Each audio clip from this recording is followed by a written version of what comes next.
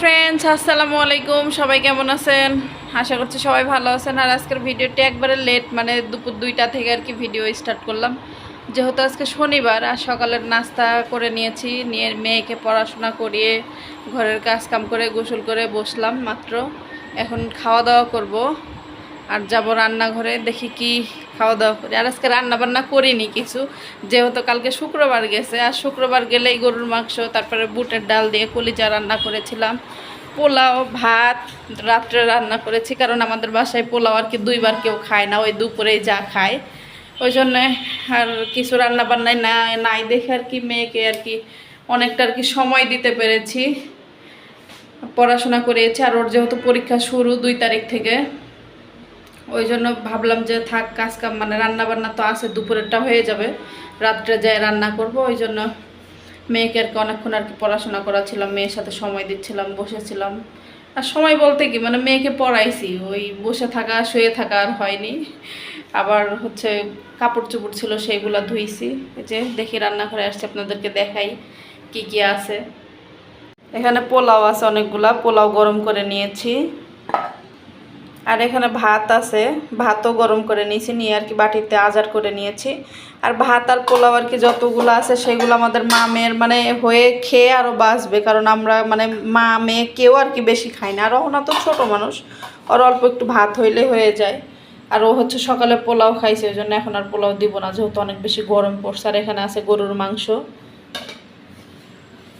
আর এখানে আছে হচ্ছে বুটের ডাল কলিজা দিয়ে যেটা রান্না করেছি। চলুন এখন খেয়ে নিই, আমার মেয়েকে আগে খাইয়ে দিব।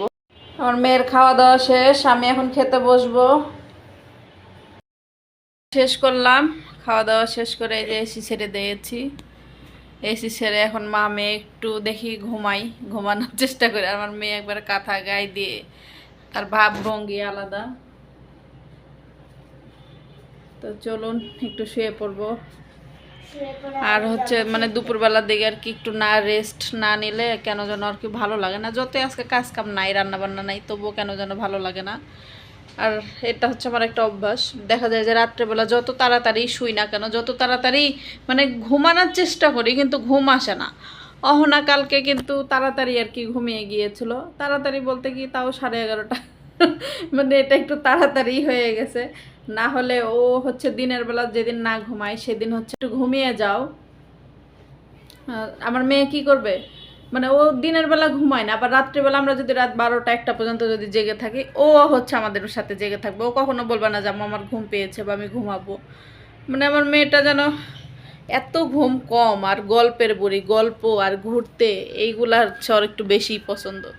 আসলে কি করবে, মানে ঢাকা শহরে বাচ্চা কাচ্চা মানুষ হওয়া মানে তাদেরও আসলে অনেক বেশি মানে বন্দি ঘর, কেউ নাই, যেমন কোনো খেলার সাথী নাই, বা খেলনা আছে সেগুলো দিয়েও আর কি আমার মেয়ে খেলে না। ওই সারাক্ষণ ওই আমার সাথে, সারাক্ষণ আমার সাথে। আর ওর বাবা তো সকালে চলে যায়, রাত্রেবেলা আসে, তখন রাত্রে মানে 7টা 8টার পর থেকে বাবাকে পায়, তখন বাবার সাথে গল্প। আর ওর বাবা আসলে তো মানে সে তার ব্যবসা নিয়ে সবসময় ব্যস্ত। দেখা যায় যে একটু গল্প করতেছে বা একটু কথা বলতেছে, ফোনের উপর ফোনে কথা বলতে বলতে না হলেও 50টা ফোন চলে আসে, মেসেজ চলে আসে। যেহেতু মানে ব্যবসা করে, তো সে হতে আর কি তার অনেক বেশি ফোন, মানে সে খাওয়ার সময়তেও আর কি মানুষ তাকে ফোন দেয়, এত ব্যস্ত থাকে। আর এই যে আমার ঢঙ্গি, আসলে মেয়ে মানুষ মনে হয় এমনই, তাই না, একটু বেশি ঢং করে। কিন্তু ছেলেরা কিন্তু এমন করে না, কিন্তু মেয়ে মানুষ একটু বেশি। আসলে আমিও ছোটোবেলায় এরকমই ঢং করতাম। যদি কখন আমার মাকে দেখানো সম্ভব হয়, তাহলে আমার মার কাছ থেকে শুনবেন যে আসলে আমি কেমন ছিলাম। তো চলুন, অনেক কথা হয়ে গেল, এখন একটু রেস্ট করি। চলে আসলাম অনেকক্ষণ পরে, আর এখন আর কি সন্ধ্যা। আর এখানে হচ্ছে আম ছিলে নিয়েছি, মা মেয়ে খাবো। আর আমার মেয়েকে আর কি কলাও খাইয়ে দিয়েছি, আর 1 ঘন্টা আর কি ঘুমিয়েছিলাম। এদিকে হচ্ছে ভাত বসিয়ে দিয়েছি, আর এখন এখানে হচ্ছে ডাল বসিয়ে দিয়েছি, কারণ আজকে তো মানে তরকারি কি সেগুলো তো দেখতেই পেরেছেন। আর ভাবতেছি একটু তাড়াতাড়ি রান্না বান্না করে নিব, কারণ অহনার বাবা আসলে আবার এসি দেয়। আর যে পরিমাণ গরম, এত গরম পড়ছে, মানে মাথা ব্যথা করতেছে আমার অলরেডি, এত খারাপ লাগতেছে গরমে। আর আমার মেয়েকে আর কি বিকালবেলা ঘুম থেকে ওঠার পরে শরবত বানিয়ে দিয়েছিলাম, আর আমি খাইনি শরবত, আমিও খাবো, শরবতটা বানাবো। আর হচ্ছে মানে কলা খেয়েছি ঘুম থেকে উঠে।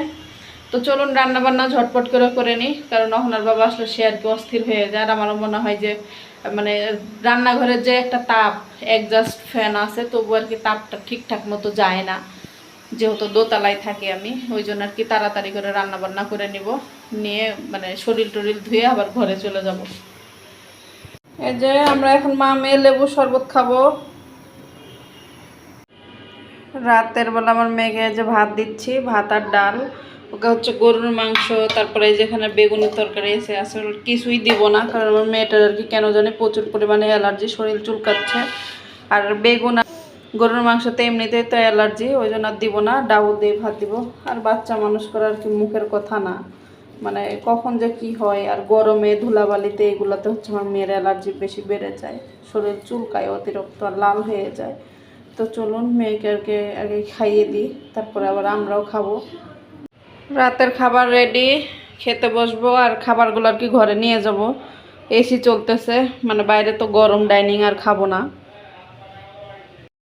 কালকে কিছু কসমেটিক কিনছিলাম, সেইগুলো আপনাদের সাথে মানে কালকে শেয়ার করব বলে ভুলে গিয়েছিলাম, সেগুলো আজকে আপনাদেরকে দেখাবো। মানে ভিডিওটা করে রাখছিলাম আর দেওয়া হয়নি, এডিট করার সময় আমি ভুলে গিয়েছিলাম। তো চলুন কি কি কিনি সেইগুলো মানে কিনেছি সেইগুলো আর কি দেখাবো এখন। নিয়েছি একটা বিউটি ব্লেন্ডার, মানে এটা আমার আছে কিন্তু নষ্ট হয়ে গেছে, মানে অনেক দিন হয়ে গেলাম আর ব্যবহার করি না, কয়েক মাস হয়ে গেছে। আর এখানে নিয়েছি হচ্ছে আমার মেয়ের জন্য আর কি টুথপেস্ট কডমর। আর এখানে নিয়েছি একটা আইলাইনার, এই আইলাইনারটা খুব ভালো। আর একটা ব্লাশ অন নিয়েছি, আর আমার মেয়ের একটা ব্রাশ। আমার মেয়ে বলছে আইলাইনারটা খুব ভালো। তো এই যে আজকের বাজার, জামাই খাবো তাই একটু একটু করে আর কি বেড়ে নিচ্ছে।